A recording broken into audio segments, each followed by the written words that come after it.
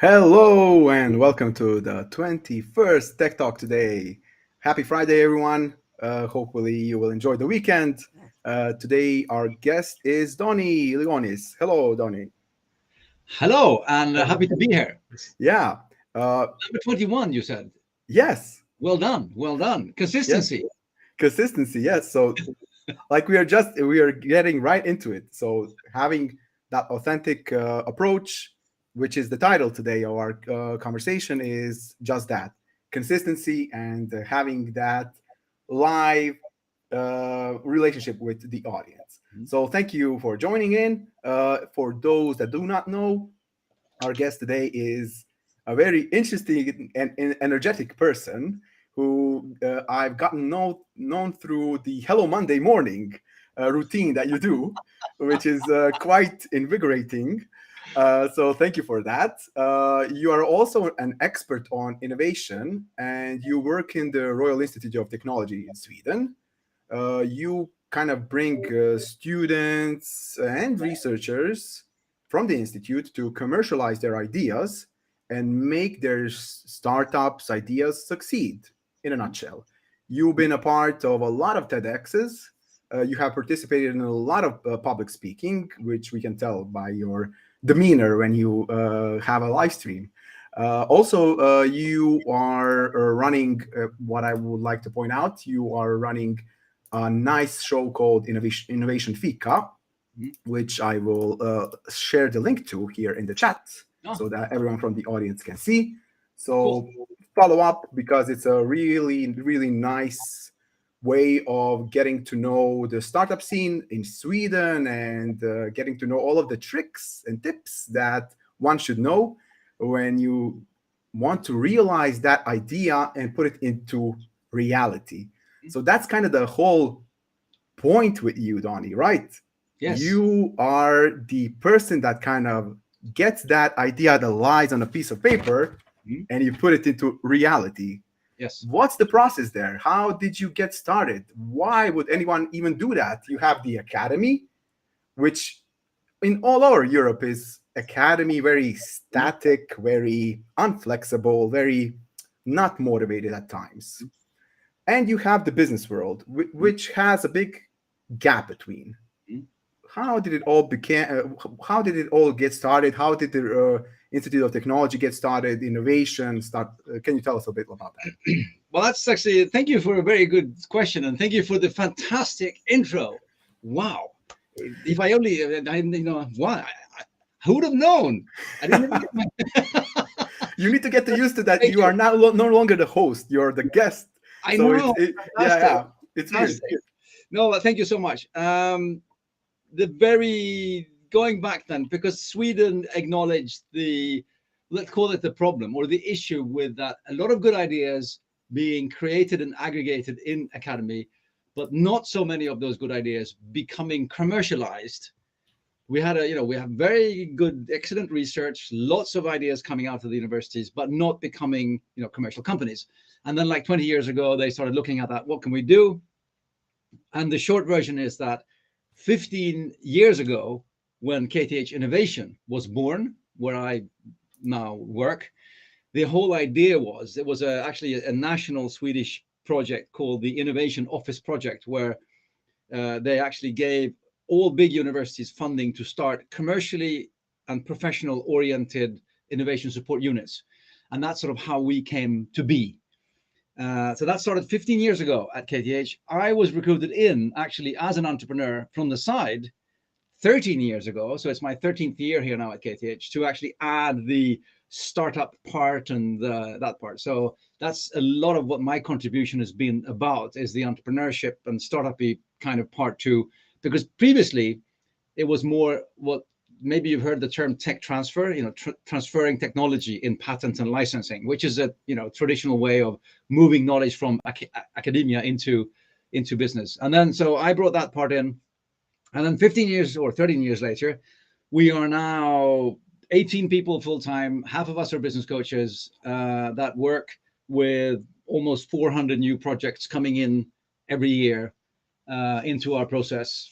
And we've built something which is really, really cool and is considered to be one of the best offices in the world, actually. A lot of the tools that we've developed during the process are becoming best practice globally. So we have one tool called the KTH Innovation Readiness Model, which is a tool we use to measure progress and to plan progress. That's being used by 700 other parties as well, all over the world. And anybody watching, if you want a super good tool to help you in the very early stage of your idea to market thing, check out the KTH Innovation Readiness Tool. It's free to use, Creative Commons, online.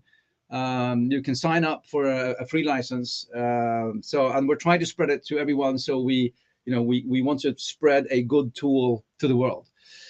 So that's sort of how it started, and that's sort of where we are today, in a nutshell. So I will share the readiness tool here. So I think that's the correct, yeah. So people can take a look at it. So my main kind of question is, how do you get someone that is usually an introvert? So I don't want to stereotype a lot, but usually people that are researchers, people that are very into the academic, and some of us that are into IT are more of a introverts than an extrovert. So usually what happens is what we see when we kind of compare ourselves with the US. We have a recurring joke where we say that the kids in the US can sell better and more efficiently than us, even though we have sometimes better ideas. So how do you come about and kind of pull the reluctant person, not willing to stand in front of the camera? How do you put them in front of the camera? What do you do? What's the process there? Yeah. Oh, that's a question with very many multi-level answers, and we could spend another next week talking about that. But there's so many things I got into. But I would say that first of all, I get the whole stereotyping thing, and then that's usually how we also see it. And that's one thing that we do a lot here at the university, is that we acknowledge that people have different strengths. So we don't want to force a really good researcher to become a mediocre entrepreneur. We would rather team a really good researcher up with a really good entrepreneur. And we do a lot of team building here. We recruit people in. Anybody watching that wants to join one of our teams, you're free to, check out our homepage. We always have all of our startups have always open positions for people. So that's one thing, it's all about, you need to find what is your drive and what do you want to do. But everybody needs to be able to present what they're doing. And then it's more about, you pick me, you show me the most like introvert researcher, but if we can get that person talking about something that they're passionate about, they'll never stop. So it's because you mentioned this part about authenticity and being yourself and the thing. And when you're actually talking about something you care about, it's not about introvert or extrovert, and that kind of salesy kind of thing. Because if you are actually talking about something you care about, it's a whole different thing than, oh, I have to sell this because I'm an employed salesperson at this company. And then then we can talk about the people who can sell anything.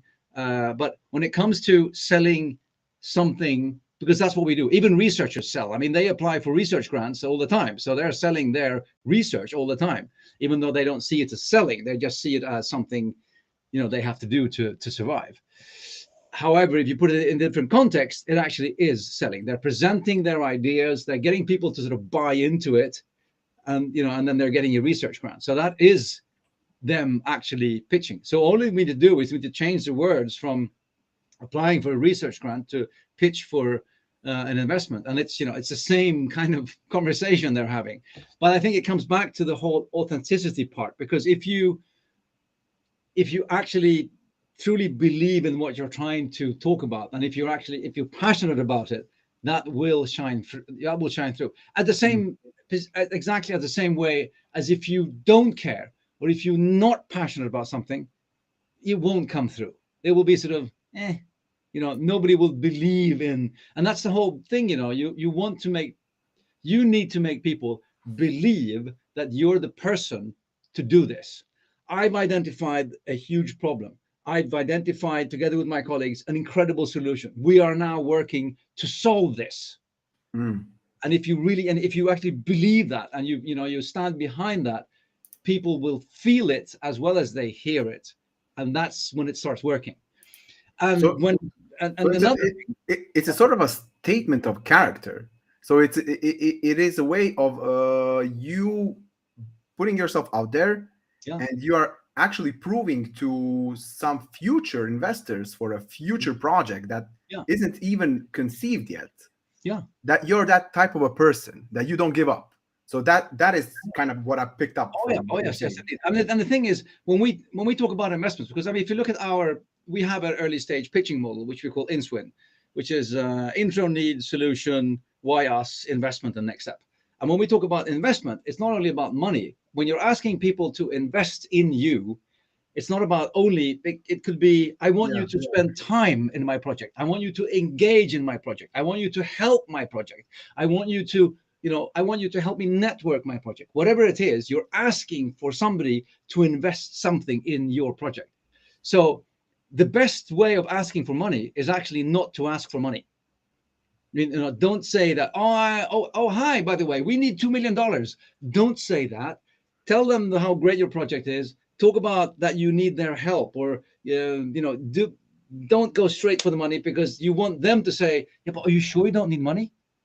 And then you have them. Yeah. It's It is quite interesting to have, like, there's no line between business and personal, because they are investing in you, they're the investing in you. person. They're investing in you. It's the people. The thing is, ideas don't realize themselves. People realize ideas. And if you don't have the people, nothing will happen. An idea, no matter how good it sounds in here, is worth zero. Zero. I don't care how good your idea sounds in here when you're talking to yourself and the other people in there. It's zero worth. When you start talking about it, we can add some value. When you start doing something about it, that's when it happens. And when you start succeeding with the doing, then we create value for somebody else. And that's again, execution, execution, execution, and nothing happens without the people. Yeah, you had an interesting LinkedIn post where you basically said that, like, in a nutshell, you shared that you do not believe, maybe I misread, but you do not believe in, like, genius ideas.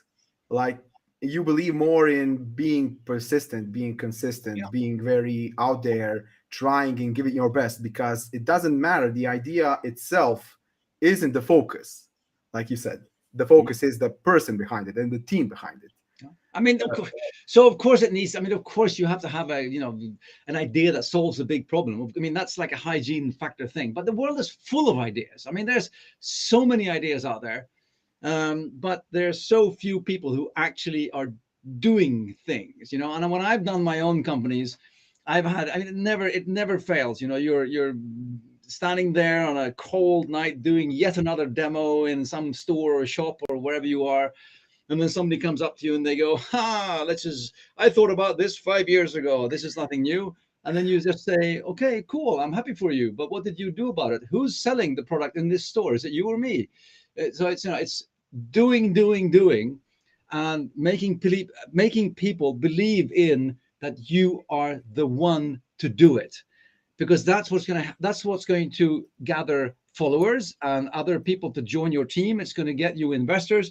It's going to get you ambassadors amongst your customers, because they will believe it. They want to help you succeed. If they like you and they want to make it work, they'll keep buying your product. They'll phone their friends and say, hey, this is a great product. I love this company. You should get this product. And that's how it works. We tell people all the time about stuff we love and we like, right? And we also tell people about things we hate and that we didn't like, and they had a sucky customer experience over here, and they were so rude to me on the support phone. Okay, fine. Well, I've just told 5 people about that. So Yeah, even more so. than a positive Yeah. experience.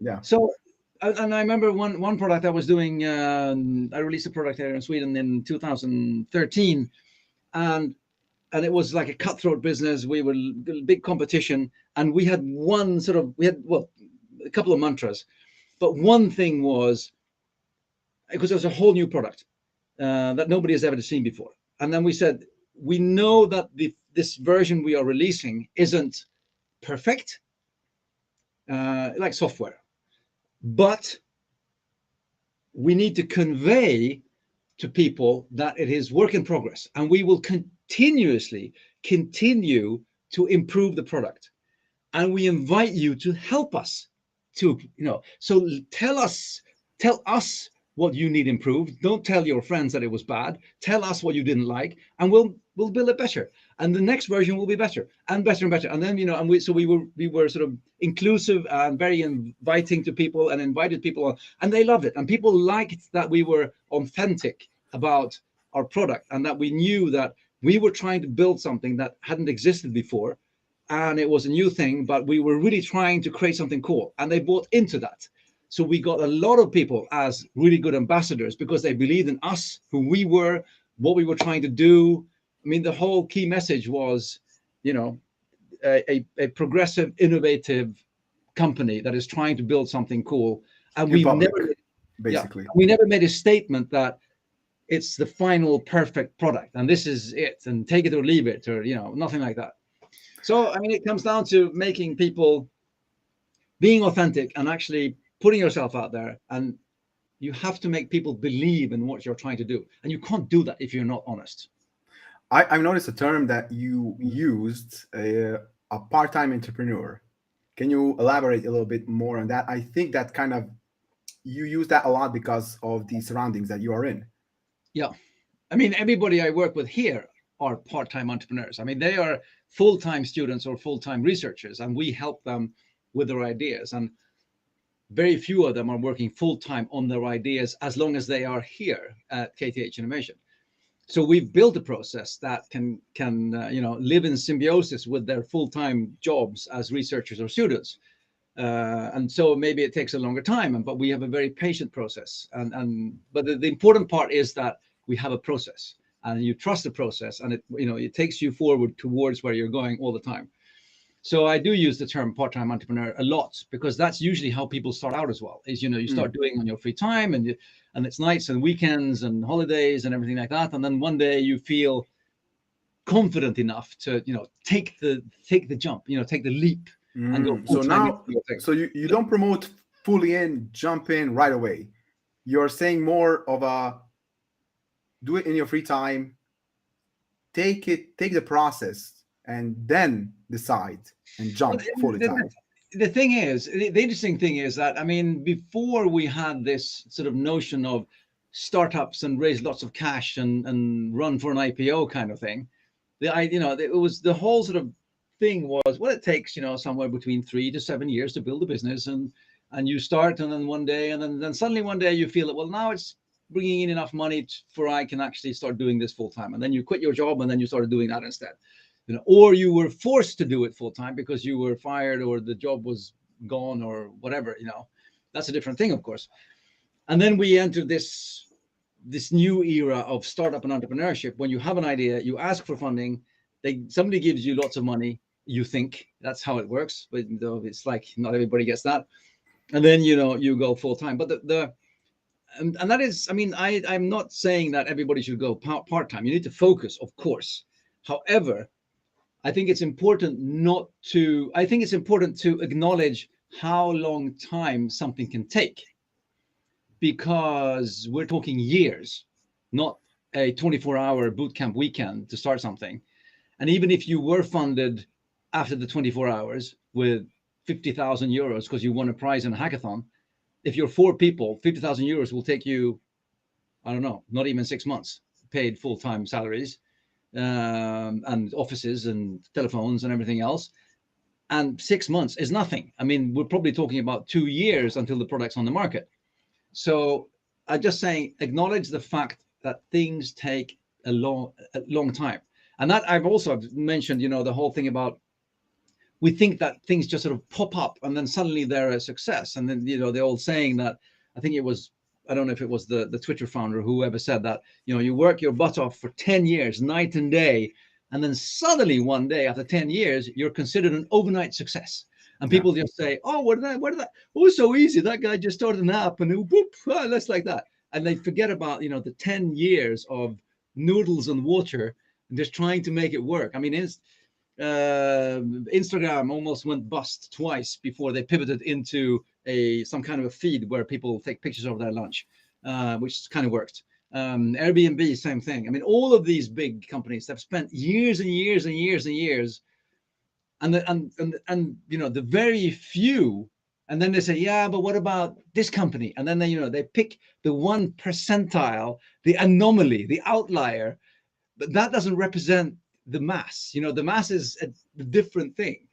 It's like you have a million companies that are struggling, and I'm just saying that acknowledge the time it takes, and that comes back to, again, the part of being consistent and authentic and actually being transparent. You need to be what you are doing. You need, because like you said before when we were talking, when you talk about somebody, you want somebody else to say, oh yeah, that's that girl that does this and this, or that's the guy that is this and this, because you are in that stage, you are your product, you are your service, you are what you're trying to fix. You're the guy that's trying to fix or whatever it could be. And that is, that's a huge thing. So you need to really, it's, you have to, that's who you are. I think that a good question for you is how to get started. It doesn't matter if you're a student, you encounter other students, obviously, but for a young person, yes, they are passionate about something. So we detected that passion is important. How do you get started? Where do you go? Do you go to someone? Do you have to do your homework before? Do you use the tool that you mentioned before? What are the steps that come into your mind? Sure. Also a good question, and also multi-layered.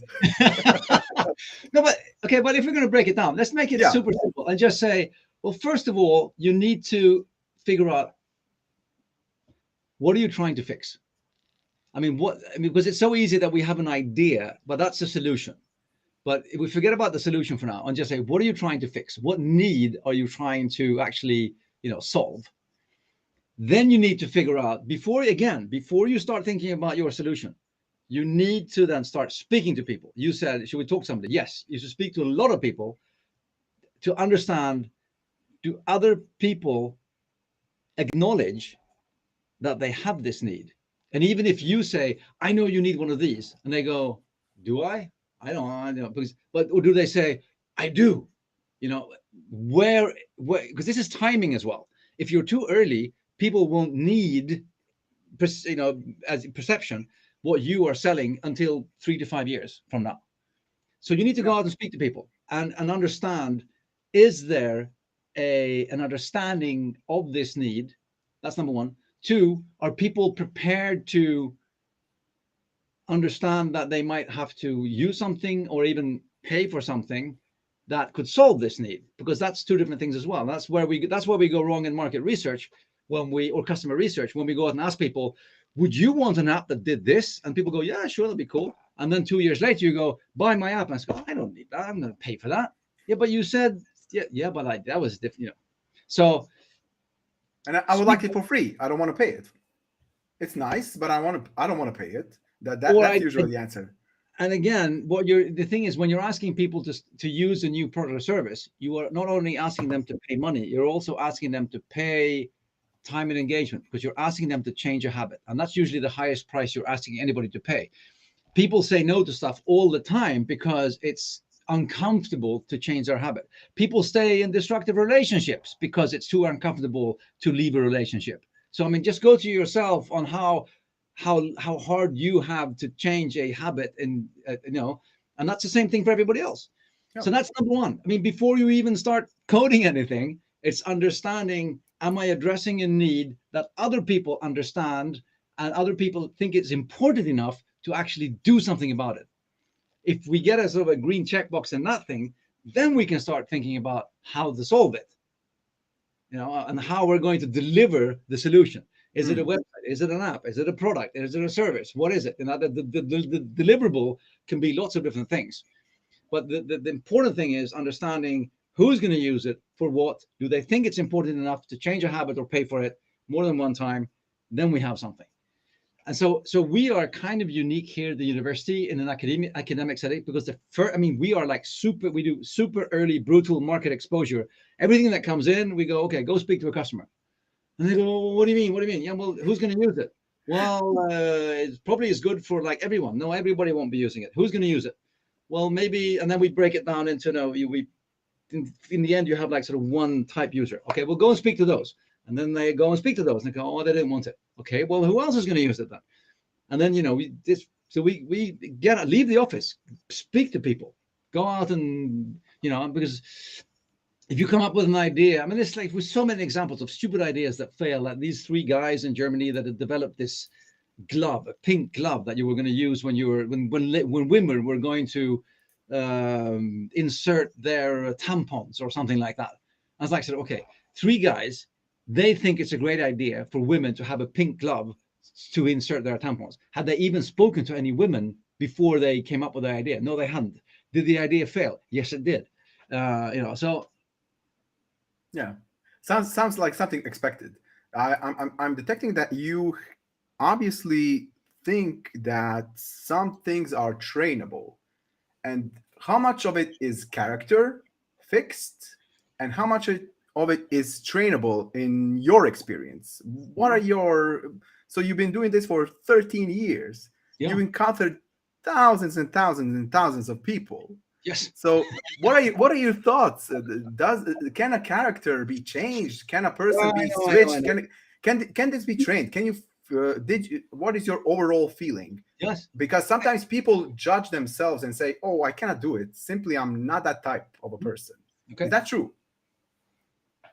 No. That's it. but no, I can let me do a comparison. Yeah. How many languages do you speak? 3.